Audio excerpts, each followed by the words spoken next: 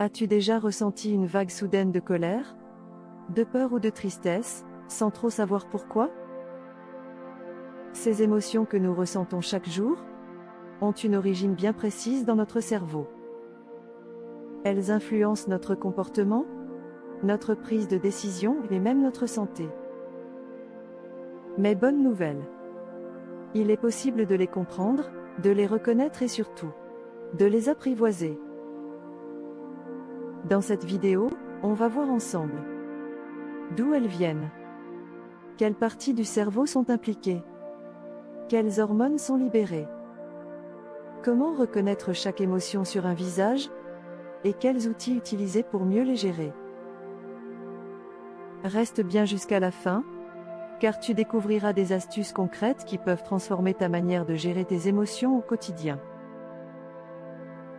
Tu es sur Neurosublimity, la chaîne pour une meilleure qualité de vie. Les émotions primaires ont été définies par Paul Ekman, un psychologue américain, dans les années 1970. Il a mené des recherches sur l'expression faciale des émotions à travers différentes cultures, et a démontré que certaines émotions sont universelles, c'est-à-dire reconnues et exprimées de la même manière partout dans le monde, quelle que soit l'éducation ou le contexte culturel. En effet, Ekman et son équipe voyagent dans des régions isolées, comme en Papouasie-Nouvelle-Guinée, pour tester la reconnaissance des expressions faciales chez des peuples n'ayant jamais été exposés aux médias occidentaux. Ils découvrent que ces peuples réagissent et expriment les émotions de manière similaire aux Occidentaux. En 1972, Ekman publie ses résultats et établit une liste de 6 émotions primaires. La joie. Elle apporte du bien-être et renforce les liens sociaux. La tristesse. Elle signale une perte et pousse à chercher du réconfort. La peur. Elle nous protège en nous alertant d'un danger. La colère. Elle nous donne l'énergie de défendre nos limites. La surprise. Elle nous permet de réagir rapidement à un événement inattendu. Le dégoût. Il nous aide à éviter ce qui est toxique ou dangereux. Les recherches d'Ekman ont profondément influencé la psychologie, la communication non verbale et même le développement de la reconnaissance faciale, l'intelligence artificielle. Mais que se passe-t-il réellement dans notre cerveau quand nous ressentons une émotion? Une émotion n'est pas juste une sensation vague ou un état passager. C'est une réaction neurologique extrêmement rapide qui engage plusieurs régions du cerveau en une fraction de seconde. Tout commence avec l'amygdale, notre détecteur d'alerte interne. Imagine que tu traverses la rue et que soudain, une voiture arrive à toute vitesse. Avant même que tu ne réfléchisses, ton corps réagit. Ton cœur s'accélère, tes muscles se tendent. C'est ton amygdale qui a déclenché l'alarme. Elle est particulièrement sensible aux émotions fortes comme la peur, la colère ou la surprise. Son rôle? Réagir vite, avant même que tu prennes conscience de la situation. Fait fascinant. L'amygdale est si puissante qu'elle peut te faire réagir avant même que tu ne réalises pourquoi tu as peur. Mais heureusement, nous ne sommes pas des créatures guidées uniquement par nos instincts. Après l'alerte de l'amygdale, le cortex préfrontal, situé juste derrière le front, prend le relais. C'est lui qui analyse la situation et décide si la réaction émotionnelle est appropriée. Reprenons notre exemple. Après le sursaut de peur provoqué par la voiture qui arrive, ton cortex préfrontal intervient et intensifie la situation. Si la voiture s'arrête à temps, il envoie un signal pour calmer ton corps et éviter une panique inutile. Si le danger est réel, il coordonne une réaction adaptée, comme courir pour te mettre en sécurité. Plus ton cortex préfrontal est actif, plus tu peux maîtriser tes émotions et éviter les réactions impulsives. C'est pourquoi les exercices de pleine conscience renforcent cette région du cerveau. Maintenant, imagine que tu entres dans une pièce où flotte une odeur de gâteau chaud.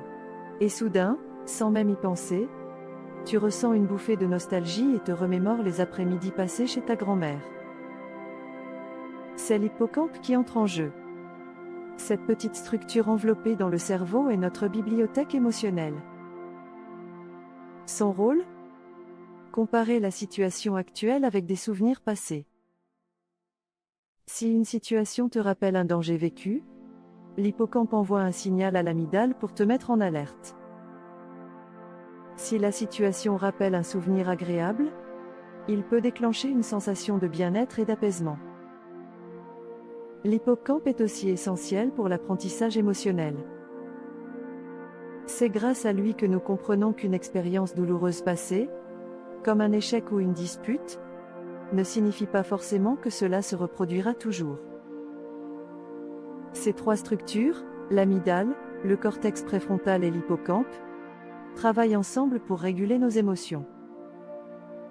Si l'amygdale est trop active et que le cortex préfrontal n'arrive pas à la calmer, nous pouvons être submergés par la peur ou la colère. Si l'hippocampe est endommagé, par exemple à cause d'un stress chronique, nous pouvons avoir du mal à différencier un vrai danger d'une simple inquiétude. Nos émotions ne sont pas seulement des réactions psychologiques. Elles sont aussi une question de chimie. Chaque émotion que nous ressentons est liée à la libération d'hormones et de neurotransmetteurs, ces petites molécules messagères qui influencent notre état d'esprit et nos réactions. Découvrons ensemble les 5 principales hormones des émotions et leur rôle fascinant. Quand tu accomplis un objectif, que tu écoutes ta musique préférée ou que tu goûtes un bon chocolat, c'est la dopamine qui entre en jeu. Cette hormone du plaisir et de la récompense nous pousse à rechercher des expériences agréables. Elle renforce la motivation et l'envie d'agir. Elle joue un rôle clé dans l'apprentissage et la concentration. Un manque de dopamine peut entraîner une sensation d'apathie et de fatigue mentale, alors que son excès peut mener à une dépendance au plaisir immédiat comme le sucre, les jeux vidéo ou les réseaux sociaux. Le cortisol est l'hormone de l'alerte, libérée lorsque nous sommes stressés ou que nous ressentons de la peur. Imagine que tu sois en retard pour un rendez-vous important. Ton cœur bat plus vite, ta respiration s'accélère, ton esprit devient hyperactif. Le cortisol prépare ton corps à réagir rapidement en mobilisant de l'énergie. Mais attention, un excès de cortisol prolongé, stress chronique, fatigue l'organisme, affaiblit le système immunitaire et altère la mémoire. Bonne nouvelle. Des pratiques comme la méditation en pleine conscience ou la respiration profonde permettent de réduire le taux de cortisol et de retrouver le calme. L'adrénaline est l'hormone des réactions instantanées. Elle se libère dans les moments de danger ou de forte excitation pour donner un maximum d'énergie au corps. Elle dilate les pupilles, accélère le rythme cardiaque et libère du glucose dans le sang pour une réponse rapide. C'est grâce à l'adrénaline que nous pouvons avoir des réflexes impressionnants en cas d'urgence, mais aussi que nous ressentons ce frisson lorsqu'on regarde un film d'horreur ou qu'on fait un saut en parachute. Tu as déjà ressenti une sensation de bien-être après une séance de sport ou un bon fou rire ? C'est l'effet des endorphines. Elles agissent comme un analgésique naturel, impliquant la douleur et procurant une sensation de détente. Elles sont libérées lors de l'exercice physique, du rire, et même du contact physique comme les câlins. Plus tu bouges, plus tu ris, plus ton corps libère d'endorphines. Et plus tu te sens bien. L'ocytocine, quant à elle, est l'hormone des liens sociaux, de l'attachement et de la confiance. Elle est libérée lorsque nous ressentons de l'affection. Un câlin, un regard bienveillant, un moment partagé avec un être cher. Elle joue un rôle clé dans les relations humaines, notamment dans les liens parentaux, amoureux et amicaux. L'ocytocine nous aide à nous sentir connectés aux autres, à renforcer nos relations et à apaiser l'anxiété sociale. Nos émotions sont donc le résultat d'un équilibre délicat entre ces différentes hormones. Elles ne sont ni bonnes ni mauvaises en soi. Tout dépend de leur dosage et de la manière dont nous les gérons. La bonne nouvelle? En comprenant comment fonctionne la chimie de nos émotions, nous pouvons apprendre à les influencer. Par l'alimentation, en favorisant certains nutriments. Par le sport, qui booste les endorphines et la dopamine. Par les relations sociales, qui libèrent de l'ocytocine. Par la respiration et la pleine conscience, qui diminue le cortisol. Zoom à présent sur les 6 émotions primaires et leurs expressions faciales. Notre visage est un véritable miroir de nos émotions.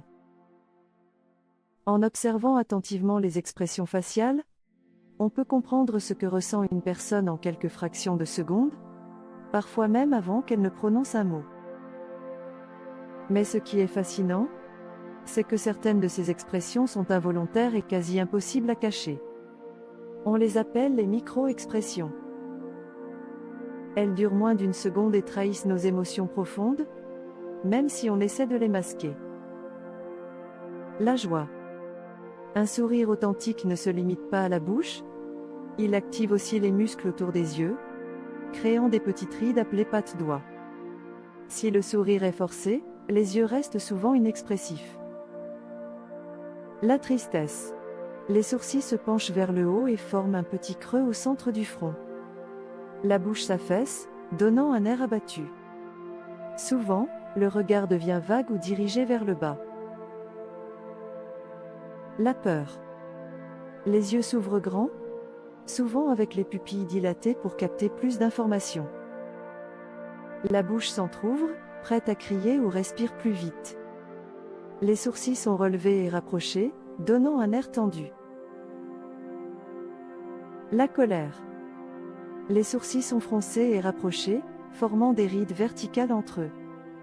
Les narines peuvent se dilater, signe d'une montée d'adrénaline.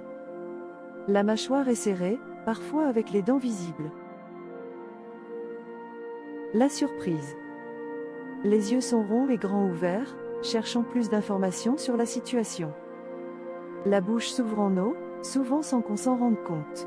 Les sourcils sont levés, créant des rides horizontales sur le front. Le dégoût.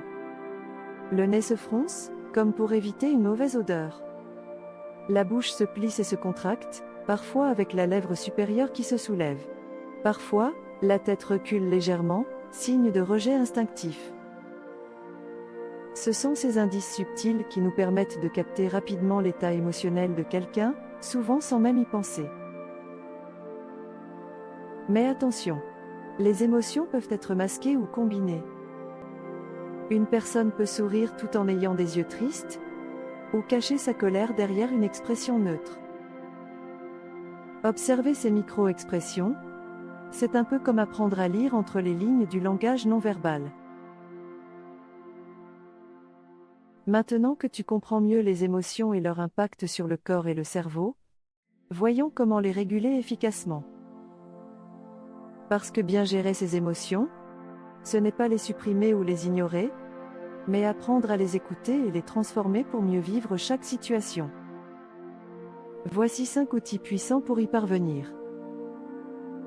La respiration consciente. Calmer le système nerveux. Quand une émotion forte surgit, comme la colère ou la peur, notre respiration s'accélère et notre corps se tend. C'est le système nerveux sympathique qui s'active, prêt à réagir au danger. Pour retrouver son calme, activez le système nerveux parasympathique avec cette technique. Inspirez lentement par le nez pendant 4 secondes. Bloque ta respiration 2 secondes, expire doucement par la bouche pendant 6 à 8 secondes.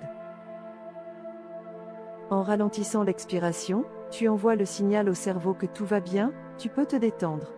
En quelques minutes, ton rythme cardiaque ralentit, et l'amygdale se calme. L'ancrage corporel, revenir dans le présent. Parfois, une émotion peut nous emporter loin, comme si on était coincé dans une tempête intérieure. L'ancrage corporel permet de revenir dans l'ici et le maintenant. Essayons ensemble. Pose ta main sur ton cœur et ressens sa chaleur. Sens tes pieds en contact avec le sol. Imagine des racines qui s'ancrent profondément. Concentre-toi sur une sensation physique, comme l'air qui entre dans tes narines ou le poids de ton corps sur ta chaise. En ramenant ton attention à ton corps, tu arrêtes le tourbillon des pensées et reviens dans le moment présent. Le recadrage cognitif, changer sa perception. Nos émotions dépendent de la manière dont on interprète une situation. Deux personnes face au même événement peuvent réagir totalement différemment. Exemple, tu es coincé dans un embouteillage. Réaction négative. C'est horrible, je vais arriver en retard, ma journée est fichue. Réaction recadrée. Je ne peux pas changer la situation, autant en profiter pour écouter un podcast intéressant. Le recadrage cognitif, c'est apprendre à modifier son regard pour désamorcer une émotion négative. La situation ne change pas, mais ta perception, oui. L'écriture expressive libère l'émotion.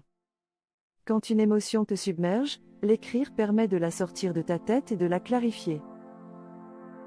Prends un carnet et écris tout ce qui te vient, sans filtre.